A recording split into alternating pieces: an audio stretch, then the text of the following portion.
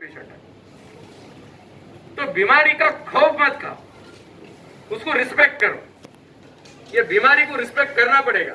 ये ऐसी बीमारी नहीं है कि वो जो हवा में उड़ा दिया और चल दिए कुछ नहीं होता बोल के। पर इसके साथ ही इतना भी डर का माहौल मत बनाओ कि बीमारी हो गई तो मर जाएगा। 95% लोग मरते नहीं है, पर 5% में किसका नंबर लगेगा पता नहीं, इसलिए हमको चिंता करना है।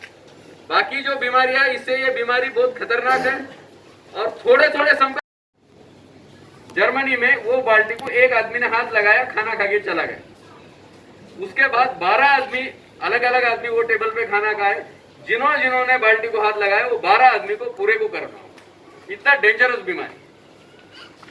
पर अगर हम लोग पूरे इतिहास भरते, पूरा खुद का सहयोग करो, मैं तो सरकार से सहयोग करो भी नहीं बोलूंगा, ये सहयोग तुम्हारे लिए, सरकार के लिए कुछ नहीं है। आप खुद का सहयोग करोगे तो हम ये बहुत अभिमान पूर्वक बता सकते हैं कि ये कॉलोनी ऐसी है कि जिसने कोरोना के इतने पेशेंट होने के बाद भी 15-20 दिन बाद कोरोना मुक्ति मिला।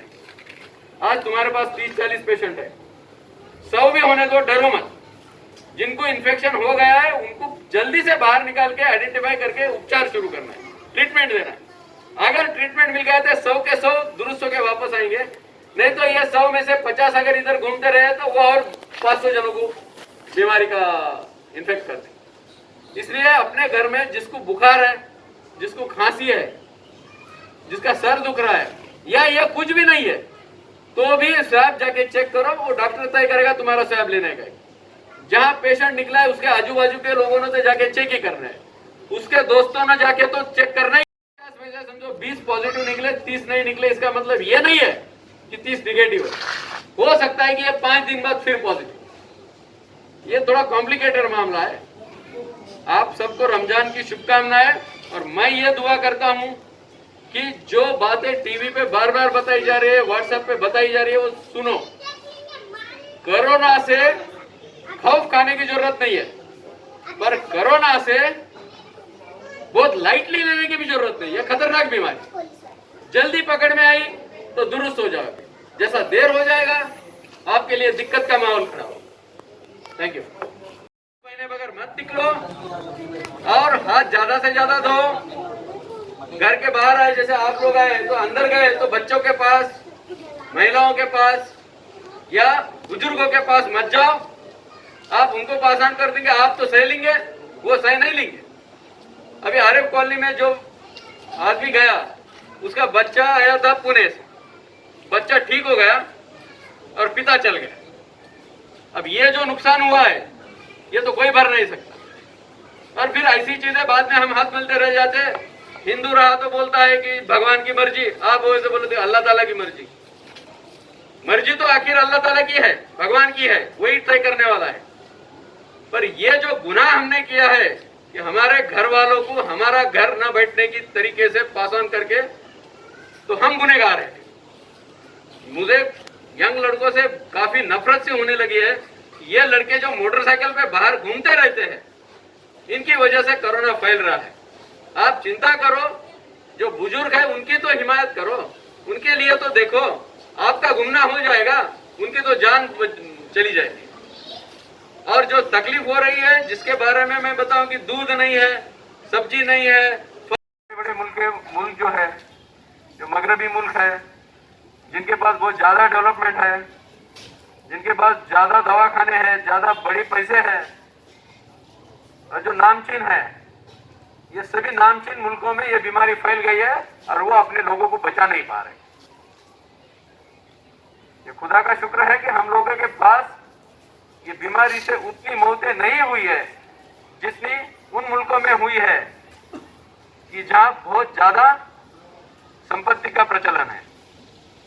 आप लोगों को मैं ये भी बताना चाहता हूं, ये पॉसिबल इसलिए हुआ है कि हम लोगों ने पहले से लॉकडाउन कर दिया है। अगर हम लोग लॉकडाउन नहीं करते थे तो बातें कहां के कहां निकल जाती थी और हम कोई भी आदमी, कोई भी सरकार, कोई भी अधिकारी, कोई भी प्रशासन कुछ भी नहीं कर सकता था। पर कुछ लोगों ने ये बीमारी हमारे यहां ले आए। इन लोगों की गलती नहीं थी।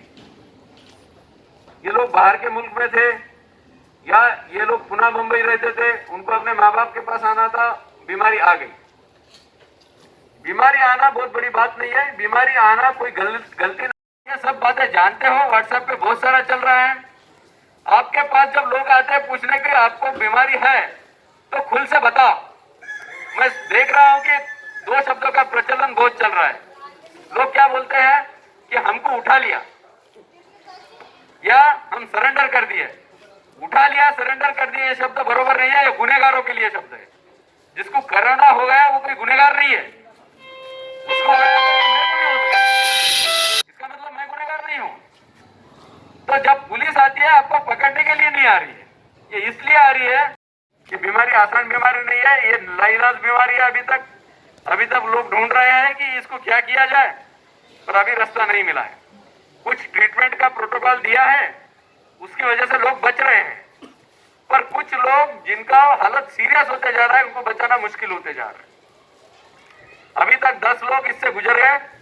जो भी लोग गुजर गए इनका कोई गुनाह नहीं था, ये लोग कहीं बाहर नहीं गए थे। बहुत सारे इनके बच्चों ने या इनके घर के दामाद या कोई भी होगा जो बाहर से आया होगा, इनकी वजह से बीमारी फैल गई, जिसमें इनका गुनाह नहीं था। अब जब गवर्नमेंट इतना चिल्ला के बोल रहा है, अभी व्हाट्सएप पे इतना चल रहा है, बाकी सब लोग इतना बोल रहे हैं, तो उसकी चिंता करना चाहिए थी, पर चिंता नहीं की लोगों ने। अब जो हो गई सो हो गई। अभी तुम्हारे पास 30 पेशेंट है, मैं आपसे गुजारिश करूंगा कि आप लोग जल्दी से जल्दी आप खुद का स्वैब देकर तपासनी कर लो।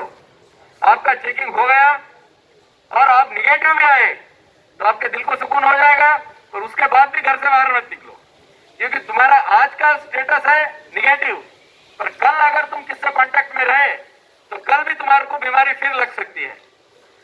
अब आसिफिया कॉलोनी हमने सील डाउन की, अंदर भी हम लोग एक साथ बैठ के बात नहीं करेंगे, एक दूसरे को मिलेंगे नहीं और घर के बाहर पैर नहीं रखेंगे।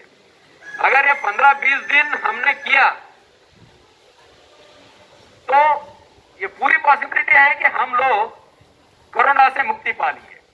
अब 30 लोग हैं, मैं सोचता हूं कि जल्दी जल्दी से स्वैब टेस्टिंग कर लो। स्वैब टेस्टिंग अपने यहाँ बुद्ध विहार में रखा है, वहां जाके स्वैब दे दो, निगेटिव आया तो घर में जाके बैठो, घर से बाहर मत निकलो। अगर पॉजिटिव आया तो सीधा दवाखाने में शरीक हो जाओ। जितना जल्दी आपका स्वैब पॉजिटिव आएगा और आपको उपचार चालू हो जाएगा, ट्रीटमेंट चालू हो जाएगा, आपके बचने की आशंका उतनी ज्यादा है। अगर टाइम पे दवाइयां मिली तो इस बीमारी से मरने का चांसेस बहुत कम है, पर टाइम पे बाद जब दवाइयां नहीं मिली तो बचने का चांस भी बहुत काफी कम है। बहुत सारे लोग तो ऐसे ही दुरुस्त हो जाएंगे जो यंग लड़के हैं, जिनका इम्यूनिटी सिस्टम अच्छा है।